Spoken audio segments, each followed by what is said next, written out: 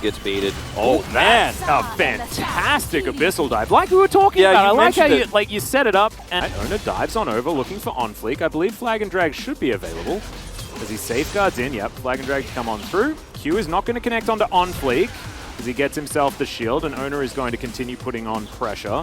Not going to be able to kill the enemy jungler, however, is going to be able to push him away and steal away his jungle as well. And this makes it really hard for Dudu to now farm this wave.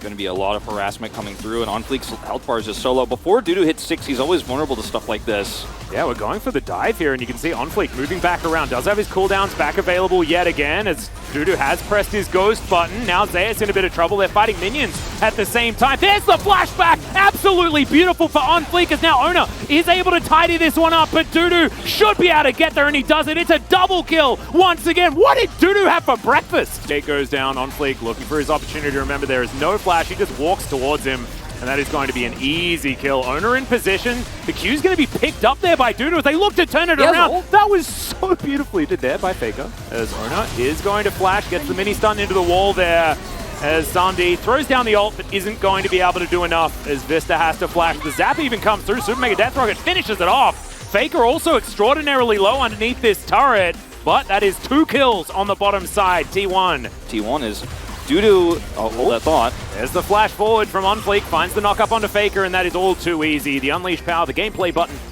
Well, Abyssal Dive going to go forward here as Gumayusi trying to keep himself alive. Moonlight Vigil is going to catch him though as OnFleek looks for his opportunity. Flame Chompers, they've come in though, and OnFleek's going to turn around.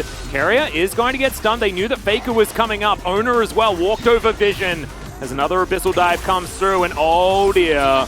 Oner looks to kick out the Jarvan and locks down that kill for Gumayusi. Great devour there from Keria as well. Will save Oner's life, and T1 turn it so nicely.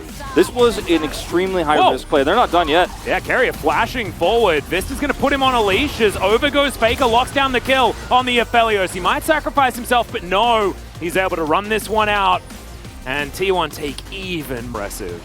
Oner looks for his opportunity. There it is! Safeguard, kick flash, and Karas kicked into the team. However, he is able to throw down his ultimate. Good ignite there from Keria. Will end up locking down the kill, but look at the AoE from that Super Mega Death Rocket. My god! Gumayusi does so much damage, but it is just the mid laner that goes down. And T1, they take the inner turret and they don't push any further. And now they have a 6,000 gold lead. They've brought that gold lead up, double where it was before. And again, the strength of Hanwha Life Esports is not really in its great macro, right? The drafting we saw both games I thought was pretty fantastic. The second one here as well, different than the first. It wasn't a huge draft gap per se, but I thought it was pretty smart. But now that they're this far behind, it's really hard for the Premier to even sideline as we watch this kick. Very, very well played. The flash forward, pushes him back in. Keria gets Oner out. Sometimes, like, you remember when we would talk about Tahm Kench and we're like, oh, it's the anti-fun champion. Keria makes Tahm Kench the most fun. Yeah. Like, you go in for these, 6 save missions and then you dive yourself out. Like, it looks so fun. But I bet you that we will see, a different Tahm Kench at another point just play stand back, devour, the classic old school style. And it will be the same boringness. But Keria doesn't do it like that. Speaking of fun things, Faker did just finish a Magize so that he can start to be more painful to deal with the longer this game goes on, because he's feeling very good about it. Yeah, well, that's a great knock up there onto Oner, who safeguards his way out. And then kicks OnFleek just for fun. Keria's like, I'm waiting for you here. I have a taxi for you right here. I was like, I'm gonna stay for one more. Yeah, that was a weird resonating strike, but that's fine. Sometimes you just want to kick a J4. You should take the Uber, man. I don't think you should stay. You got an early morning tomorrow. Like, think about what you're doing here. Oh no. Well, I mean, next time I think you will. Yep. Not the end of the world though. At the end of the day, unfortunately for Dudu, the T1 grouped up here. This is a fast track to disaster. He will realize it and walk away as he wants that bounty gold so badly, but Gumayusi is still so far ahead. It's just nuts. It gets 5,000 gold. Yeah. Infinity Edge complete. He will very likely, if the game goes another 10 minutes, actually get the Horizon, and he can basically one-shot an Aphelios or like one combo, an Aphelios or a Syndra with a rapid fire cannon, you know, the zap and then the ult, and they're just going to start Baron because there's nothing Honda Life Esports can do about this. He's like, nope, you thought you could even get close to check if we're on the snow. Well, Vista does manage to get a ward over as Faker looks for a bubble. OnFleek is going to take it and gets into the pit, but unfortunately isn't going to be able to save the Baron. Good zap comes through. A Super Mega Death Rocket somehow avoided there by OnFleek. Vista takes it, and it still does a lot of damage, but that is Baron secured for T1, and they have so much control this game. We are moving towards 7,000 gold lead, and we're looking at that game number 3 now. We really are. I mean, that's the bottom line here.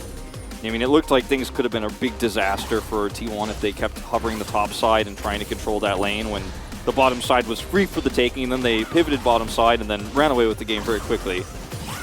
Well, that is going to be a free stun onto Faker. Ulti comes through. Good exhaust, though. As the Dark Sphere comes down, Dudu still wants this and is going to flash for it in the end. Doesn't have to invest the ult, but does have a big cooldown now to worry about. And they got a kill onto Faker. It's like, congrats. However, there are still 4 Barons left on this map, and T1 are pushing everywhere else. Yeah. I think Faker did not have the stopwatch that he has in his inventory now at this time. He did have Flash, so was able to survive here a long time with the Everfrost. Yeah, it's interesting that he just decides not to flash at all. I think he just wants to keep it for a bigger team fight, but I don't know if he had that stopwatch. I don't think he did, because I think if he has stopwatch there, he definitely uses it. He could buy a lot more time there, maybe even turn that one around. Either way, it's not the end of the world, but it is a lot of bounty gold going over to Honda Life Esports. But as you say, they're losing the rest of the map meanwhile. So yeah. Gumayusi is still just a gigantic problem. If he's alive, then T1 is still in a great spot. Great Bubble is going to connect onto Vista as OnFleek was trying to be the hero there, but Super Mega Death Rocket will push them all the way back. T1 breaking the base effortlessly here on the bottom side. Yep, Oner is prepping the mid wave for 2 inhibitors to go down off of this. Oh my god. Even the zap connects. If Super Mega Death Rocket was still available, that's, yeah, Dudu having to ult. Now, Sandy with red-white guns, but he's so weak, he's so far behind that the years are just not that scary, you know? Yeah, I mean, this is a really, really, really big bot diff game here. Oh, yeah. And then you have that on top of Oner starting to give some resources down there, and Jinx just wins this one by default at this stage. But it was played so well. It certainly was. T1 really identifying their win conditions so beautifully this game. There's now one more Nexus turret between T1 and Game 3. OnFleek going for that last-ditch engage, but he's just going to pop. Sandy picked off. Oh man, it's like they're in the grocery store and they decided to pick up some Aphelios here today. And they did manage to do it. Dudu now wants an opportunity to fight back, but unfortunately the ult does not last long enough. Carrier decides to have a party in the fountain, and he may as well, as the Nexus is now going to be the option. Gumayusi just trying to kite as best he can. Good little stun there from Karis, but Super Mega Death Rocket will grab one last kill for Gumayusi as T1